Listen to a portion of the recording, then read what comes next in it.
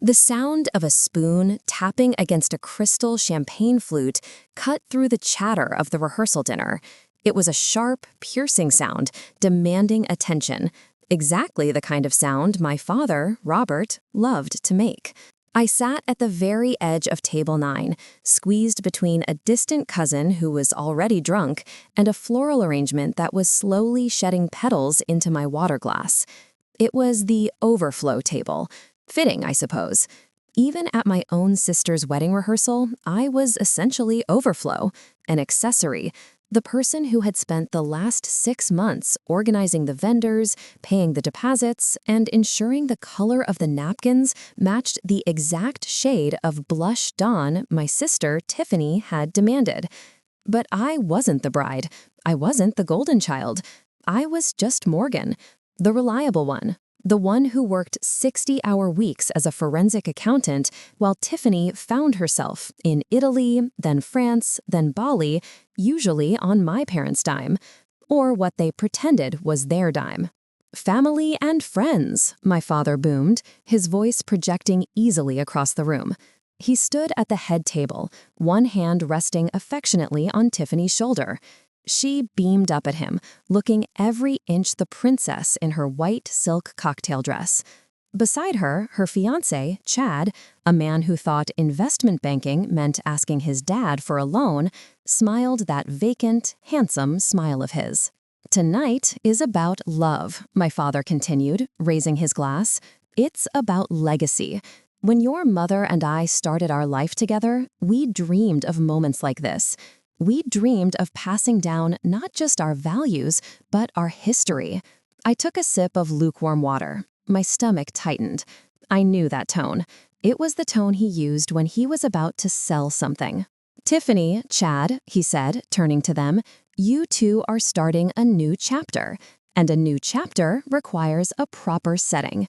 Your mother and I have been discussing this for months, keeping it a surprise." He reached into his jacket pocket and pulled out a velvet box, but it wasn't jewelry inside. It was a key, an old brass key with a distinct lion head keychain. My breath hitched. I knew that key. I held the duplicate of it in my purse right now. "We didn't want you starting out in some cramped apartment," Dad announced, his chest puffing out. "So we are officially gifting you the Harrow estate. The house is yours, fully paid off, free and clear." The room erupted. Gasps, applause, cheers. Tiffany shrieked, jumping up to hug him. "Daddy, oh my God, the estate? Really?" "Really?" he laughed, basking in the adoration of the room. "The deed is being transferred as we speak. It's the least we could do for our favorite couple." I didn't move. I didn't clap. I couldn't breathe. The Harrow estate. The sprawling, 5-bedroom historic home on the edge of the city. The house I grew up in. The house my parents had lost 5 years ago in a series of disastrous bad investments they tried to hide from the world. They thought the bank had seized it. They thought some anonymous investor had swooped in, bought the debt, and kindly allowed them to rent it back for pennies on the dollar to preserve the family dignity. They thought they had charmed a stranger. They didn't know the anonymous investor was me. I had bought that house to keep them off the streets. I had set up the shell company. I had paid the property taxes, the insurance, and the repairs for 5 years, letting them play Lord and Lady of the Manor while I lived in a studio apartment downtown to save money. And now they were gifting my house to my sister. The applause began to die down. My mother, Eleanor, wiped a tear from her eye, looking over at me for the first time all night. Her gaze wasn't warm. It was expectant. A look that said, "Clap, Morgan. Don't ruin this." I stared back at her. The silence stretched between us, thin and brittle as glass. For 30 years, I had kept their secrets. I had fixed their mistakes. I had let them treat me like a ghost in my own life, because I thought that's what a good daughter did. But as I watched Tiffany dangle my key in front of the cheering crowd, something inside me didn't just break, it incinerated. I stood up. The chair scraped loudly against the floor. "Morgan," my mother hissed, her smile freezing, I picked up my purse. I think, I said, my voice quiet but carrying in the sudden hush, there's been a mistake. Sit down, Morgan, my father said, his voice dropping that genial public speaking tone for something sharper, something warning. Don't make this about you. I looked at him, really looked at him. The tuxedo that was likely rented on a credit card I'd eventually have to pay off. The sweat beading at his hairline. He was terrified. He wasn't giving the house to Tiffany because he was generous. He was giving it to her because he needed a cover. If Tiffany owned it, maybe he thought the anonymous investor wouldn't kick out a newlywed couple. It was a human shield made of silk and wedding vows. I'm not making a scene, I said, slinging my purse over my shoulder. I'm leaving. I turned and walked out. Behind me, I heard my mother's nervous laughter, trying to patch the hole I'd punched in their perfect evening. She's just emotional. Big sister jitters. I didn't stop until I reached the cool, damp air of the parking lot. My hands were shaking, not from sadness, but from the adrenaline of a bomb I hadn't detonated yet. I leaned against my 10-year-old sedan, breathing in the scent of rain and exhaust. The heavy thud of the venue doors opening behind me broke the silence. The click-clack of heels on pavement followed. "You ungrateful little brat," my mother hissed. I didn't turn around. "Hello, Mother." She grabbed my arm, spinning me around. Her face, usually composed and plastered with expensive creams, was twisted in fury. "How dare you walk out on your sister? Do you have any idea how hard your father worked to make this night happen?" "I know exactly how hard," I said, pulling my arm free. "I paid the deposit for this venue, remember? The one you said you'd pay me back for once Dad's bonus came in. That was 6 months ago." "Money," she spat, waving her hand as if shooing away a fly. "That's all you care about. You're so cold, Morgan. Just like your grandfather. You have no heart, only a calculator." "Someone has to have a calculator in this family," I replied evenly, "or we'd all be living in a shelter." "We are doing fine," she snapped. "And the house? It's a symbol. Tiffany needs stability. Chad comes from a good family, Morgan. We need to look like we're on their level. Giving them the estate secures her future. Can't you just be happy for her? Can't you stop being jealous for one night?" Jealous. The word almost made me laugh. "You don't own the house, Mom," I said slowly. "You lost it 5 years ago. You rent it. You can't give away a rental." She rolled her eyes. "The management company doesn't care who lives there as long as the check clears. We'll figure out the paperwork later. Just keep your mouth shut. Don't ruin this for her." She turned on her heel and marched back inside, confident that she had bullied me into submission. It was the same strategy she'd used for 30 years.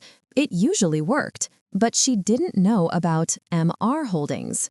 I sat in my car, but I didn't start the engine. Instead, I let my mind drift back 5 years. I remembered the day the foreclosure notice was taped to the mahogany front door. I remembered Dad crying at the kitchen table, not because they were losing their home, but because, what will the club think? I was 25, fresh out of my master's, with a savings account I'd built by starving myself and working 3 jobs. I bought the debt.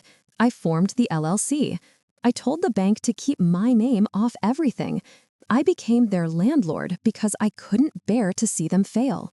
I pulled out my phone. I opened my banking app. MR Holdings LLC. Current tenant, Robert and Eleanor Harrow. Status, past due, 2 months. I had let the late rent slide because of the wedding expenses. I had eaten ramen so they could eat filet mignon. "We'll figure out the paperwork later," she had said. "Okay, Mom," I whispered to the empty car. "Let's figure it out." I dialed a number I hadn't used in a while. It rang twice before a deep, gravelly voice answered. "Morgan, it's 9 p.m. "Hello, Mr. Henderson," I said, my voice steady. "I need you to draft a document for me. Urgent." "What kind of document?" I looked at the venue, glowing with warm light, filled with people celebrating a lie. "An eviction notice," I said, "and a transfer of deed. But not to Tiffany." "To who?" "To me, publicly. I want the mask off, Jim. I want them out." Jim met me at his office at 7 a.m. the next morning. It was Saturday, the day of the wedding, but Jim was the kind of lawyer who considered billable hours a religious experience. He slid a thick manila envelope across his mahogany desk. "Everything is in order, Morgan, but I need you to understand what happens when you serve this." I reached for the envelope. It felt heavy, like it held lead instead of paper. "I understand." "This isn't just a legal maneuver," Jim warned, peering over his spectacles. "This is a nuclear option. You serve them with a notice to quit and a confirmation of ownership at a wedding. You won't just ruin the party. You'll torch the relationship. There's no coming back from this." I ran my thumb over the seal of the envelope. "They tried to give away my home, Jim. Not a room, the whole house. My relationship with them didn't die today. It died 5 years ago when May let me buy their debt and didn't even say thank you." I stood up, tucking the envelope into my tote bag. "Send the courier to the venue at 5 p.m. I want the official service to happen right after the toasts." Jim nodded slowly, a hint of grim respect in his eyes. "Cold," he murmured. "Scorched," I corrected. I drove to the Harrow estate with the windows down, letting the cold morning air numb my face. When I pulled into the long gravel driveway, gravel I had paid to replenish last spring, the house loomed ahead. It was beautiful. Ivy climbed the brick facade, and the manicured lawn was currently being trampled by a team of florists setting up an enormous white tent for the reception. It looked like a fairy tale. It was about to become a crime scene. Inside, the house was a war zone of hairspray, chiffon, and nervous energy. Bridesmaids in blush pink robes scurried around like terrified flamingos. "Morgan, finally!" Tiffany shrieked from the top of the grand staircase. She didn't look like a bride. She looked like a commander whose troops were failing her. "Where have you been? The steamer is broken and Mom is freaking out about the catering count." I walked up the stairs, my tote bag heavy against my hip. "Good morning to you too, Tiffany. Happy wedding day." She rolled her eyes, turning back to the mirror in the hallway. "Save the pleasantries. Just fix the steamer. And find Mom. She's in the library with Dad, and they are shouting." I paused. The library. That was where the safe was. I walked past Tiffany, ignoring her demands for the first time in my life, and moved quietly down the hall. The heavy oak doors of the library were slightly ajar. I didn't step in. I just leaned against the wall and listened. The silence of the house allowed their hushed, frantic whispers to carry perfectly. "You can't just forge a deed transfer, Robert." My mother's voice was a harsh hiss. "I'm not forging it," Dad snapped. "I'm just drafting a ceremonial one for the photos. We give them this paper today, everyone claps, and by the time they realize it's not legally binding, I'll have secured the loan from Chad's father to buy the place back from the rental company." My hand tightened on the strap of my bag. They were planning to defraud my sister's new in-laws.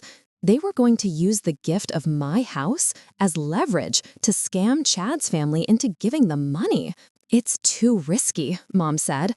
"What if Morgan finds out?" "Morgan," Dad scoffed. "Please. Morgan is a worker bee.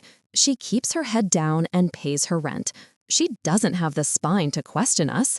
She'll sit at the overflow table and keep her mouth shut like she always does." I closed my eyes. A strange sense of calm washed over me. It was the clarity you get when your worst suspicions are confirmed. They didn't just see me as a resource. They saw me as a fool. I stepped away from the door, my footsteps silent on the runner carpet I had paid for. "Morgan." I turned. Tiffany was standing there, holding a wrinkled veil. "Did you fix the steamer?" I looked at her, the sister who was about to be a pawn in our parents' con game. For a split second, I considered warning her. But then I looked at the diamond tennis bracelet on her wrist, a gift from Mom last week, bought with the rent money they hadn't paid me. "No," I said, a small, dangerous smile touching my lips. "I didn't fix it. But don't worry, Tiff. I fixed everything else." The ceremony was flawless, which was irritating. I sat in the third row, behind the real family, watching Tiffany and Chad exchange vows under an arch of imported white roses. The sun dipped low, casting a golden glow over the estate, making the deception look like a dream. Dad stood tall, wiping a fake tear. Mom held court in the front row, looking like the Queen Mother. To anyone else, it was a picture of generational wealth and happiness. To me, it was a heist in progress. As the guests moved to the reception tent, a sprawling canvas cathedral erected on the south lawn, I made my way to the bar. I needed sparkling water and a vantage point. The tent was filling up with the city's elite, bankers, developers, and the social climbers who desperately wanted to be them. Quite a spread, isn't it? I turned. A silver-haired man with a shark-like grin and a tuxedo that cost more than my car was standing next to me. It was Arthur Sterling, Chad's father, the target. "It is," I said politely. "My parents certainly know how to throw a party." Arthur chuckled, accepting a scotch from the bartender. "They certainly do. Generous people, your parents. Robert was just telling me about the history of this estate. Said it's been in the Harrow name for 4 generations. Must be hard to part with it, gifting it to the kids like that." I swirled the lime in my water. "4 generations," I repeated. "Is that what he said?" "Oh, yes. Said he couldn't imagine a better way to secure the legacy. It's a bold move. That kind of asset gives a young couple real equity. It's actually part of why I agreed to back Chad's new venture. Knowing they have this house as collateral, it shows stability." There it was, the smoking gun. Dad wasn't just using the house for social clout. He was using it as collateral for a business loan he was taking out through Chad. He was leveraging a house he didn't own to secure money he would undoubtedly lose. "Stability," I said, the word tasting like ash. "That's one word for it." Arthur looked at me, his eyes narrowing slightly. He was a businessman. He sensed the shift in the air. "You're the accountant daughter, right? The quiet one?" "That's me," I said, checking my watch. 4:55 p.m., the one with the calculator. "Well," Arthur raised his glass, "to the happy couple and to the Harrow legacy." "To the truth," I whispered as he walked away. The band slowed down, playing a soft jazz interlude. The lights dimmed. It was time for the speeches. My father walked to the center of the dance floor, microphone in hand. The spotlight hit him, illuminating his flushed face and confident grin. He tapped the mic. Thump, thump, thump. "If I could have everyone's attention," he boomed. The tent went quiet. "I'd like to make a special toast before dinner is served." I moved to the edge of the tent. I could see the driveway from here. A nondescript sedan had just pulled up past the valet stand. A man in a simple windbreaker stepped out, holding a clipboard and a thick envelope. My heartbeat slowed. This was it. "As I said last night," Dad continued, gesturing to Tiffany and Chad, who were seated at the sweetheart table, "a marriage needs a foundation. And today, Eleanor and I are proud to officially hand over the keys to the Harrow estate to our daughter and new son-in-law." Applause rippled through the room. Arthur Sterling nodded approvingly from his table. "I have the commemorative deed right here," Dad said, pulling a scroll tied with a ribbon from his pocket. "Chad, Tiffany, come up here." They stood up, beaming. The crowd cheered. "Excuse me." The voice wasn't amplified, but it cut through the applause like a knife. The courier. He walked right onto the dance floor, ignoring the gasps. He wasn't looking at the bride. He was looking at my father. "Robert Harrow?" the courier asked loudly. Dad lowered the mic, looking annoyed. "I am in the middle of a speech. Who are you?" "I'm a process server," the man announced, his voice carrying to the back of the silent tent. "I have legal documents for you. And for Eleanor Harrow." "This is a private event," Mom shrieked from her table, standing up. "Security." "I also have a delivery for the..." The courier looked at his clipboard, then scanned the room until he locked eyes with Arthur Sterling. "For the Sterling family. Disclosure documents regarding the property title." The air left the room. I stepped out from the shadows, walking toward the dance floor. The courier saw me and gave a small nod. "What is this?" Dad hissed, the microphone still live. "Get out." "You've been served, Mr. Harrow," the courier said, thrusting the envelope into Dad's chest. "Eviction notice, notice to quit, and a cease and desist regarding the fraudulent transfer of the property located at 1400 Harrow Lane." Dad froze. He looked at the envelope, then he looked at me. "Morgan?" he whispered, his voice trembling over the speakers. "Hi, Dad," I said, stepping into the spotlight. "I think you have something that belongs to me." The silence was absolute. 300 guests, catering staff, and a 10-piece band, all frozen. The only sound was the rustle of the heavy legal paper in my father's hands and the sharp feedback whine of the microphone he had forgotten to lower. A joke?" my father stammered, his face turning a sickly shade of gray. He forced a laugh that sounded more like a choke. "This is some sort of skit. Morgan, really, very funny. You got us." He tried to crumble the papers, to shove them into his pocket. "Read the header, Dad," I said, my voice calm, projecting clearly through the dead air. "It's not a skit. It's a title search and a rent arrears notice." "Rent?" Tiffany's voice squeaked from the head table. She stood up, her veil catching on the chair. "What are you talking about? Daddy owns this house." "No." Arthur Sterling stepped forward, his eyes scanning the documents the courier had handed him. His voice was ice cold. "He doesn't. According to this, the property was foreclosed on 5 years ago. It was purchased at auction by an entity called MR Holdings LLC. My mother rushed forward, grabbing my arm, her nails digging into my skin. "Stop this," she hissed, low enough that the mic wouldn't catch it, but desperate. "Stop this right now. We will pay you whatever you want. Just tell them it's a mistake."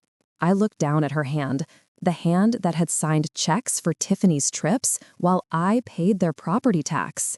"MR Holdings," I said, loud enough for Arthur to hear. M for Morgan, R for Reed, my middle name.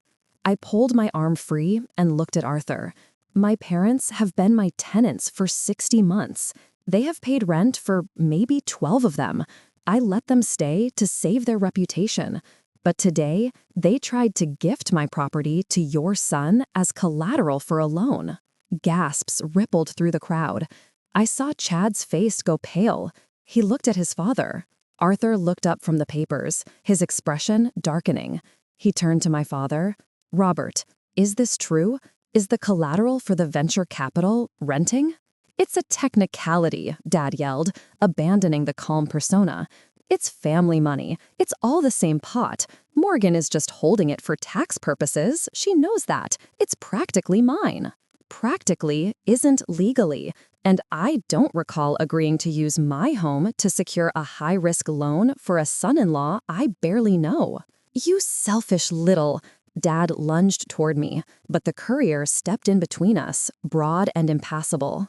"I wouldn't, Mr. Harrow," the courier said. "You're already facing fraud charges. Don't add assault." "Fraud?" Mom screamed. "We are your parents. We gave you life." "And I gave you a roof," I countered, my voice finally rising, hard and sharp. "For 5 years. I worked double shifts. I drove a 10-year-old car. I lived in a studio so you could play aristocrat in a mansion you lost. And you thanked me by trying to steal the deed from under me while I sat at the overflow table?"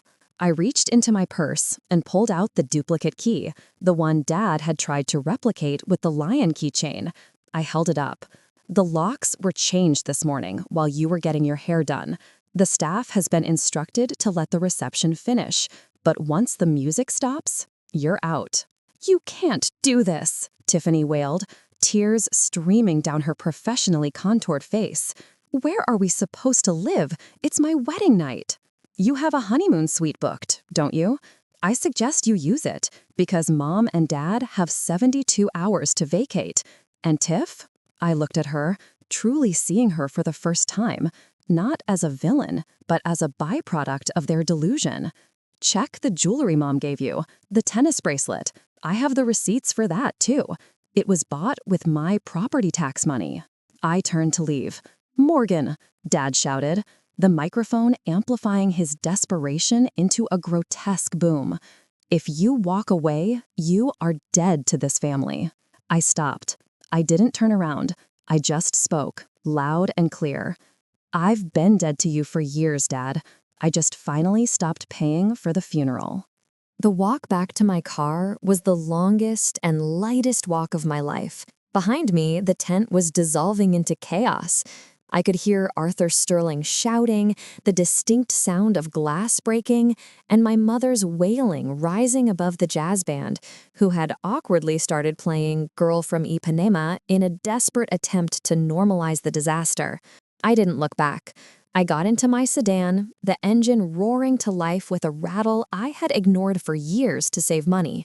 Tonight, it sounded like a chariot. I drove straight to my studio apartment. It was small, the radiator clanked, and the view was a brick wall. But when I unlocked the door, the silence that greeted me wasn't lonely. It was mine. It was paid for. It was real. I poured a glass of cheap wine and sat by the window. My phone had been vibrating non-stop since I left the estate. 42 missed calls, 30 texts, some from Mom, begging, some from Dad, threatening, and one from Tiffany, just a string of crying emojis. I blocked them all. Then a new number popped up. "This is Arthur Sterling," the text read. "We withdrew the loan offer. Chad is asking for an annulment. I'd like to hire your firm for a forensic audit of your father's other ventures. If he lied about the house, I want to know what else isn't real. Call me Monday." I took a sip of wine. A forensic audit. My specialty. The next morning, I drove back to the estate. Not to visit, but to supervise. The eviction team was efficient. My parents stood on the lawn, surrounded by boxes of clothes and heirlooms that were mostly high-quality replicas. The sold sign I had commissioned was already being hammered into the lawn by the real estate agent. Dad looked older, deflated. The suit from yesterday was rumpled, his tie gone. Mom wouldn't look at me. She just stared at the house like it was a lover who had left her. "We have nowhere to go," Dad muttered as I walked past him to check the lockbox. "You have the guest cottage at Aunt Linda's," I said, checking my clipboard. "She called me. She said you can stay for 2 weeks. After that, you'll have to get jobs." "Jobs?" Mom choked out. "Your father is 60. "Then he has plenty of experience," I said. I walked up the steps to the front door. My door. I ran my hand over the wood. For 5 years, I had owned this place on paper, but felt like a trespasser. Now, as I turned the key, the heavy door swung open to reveal the empty foyer. The grand chandelier sparkled overhead. The marble floors gleamed. It was a beautiful house, but it wasn't a home. It was a stage where they had performed their lies, and I had been the silent stagehand keeping the lights on. I walked to the center of the room.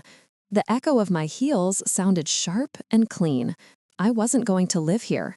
I had already accepted an offer from a developer who wanted to turn it into a boutique hotel. The profit would clear my student loans, buy me a real condo in the city, and seed my own accounting firm. I took the duplicate key, the one Dad had tried to give Tiffany, and placed it on the mantelpiece. A relic of a kingdom that never existed. My phone buzzed again. A text from Jim, my lawyer. "D-transfer confirmed," it read. "Sale pending. You're free, Morgan."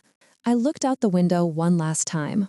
My parents were loading their boxes into a rental van. They looked small, ordinary. Just two people who had spent a lifetime chasing an image, only to be undone by the daughter they forgot was in the frame. I walked out, locking the door behind me. I dropped the key into the lockbox and spun the dial. Some bridges you burn. Others, you just stop paying the toll for. I got in my car and drove away, leaving the ashes in the rearview mirror.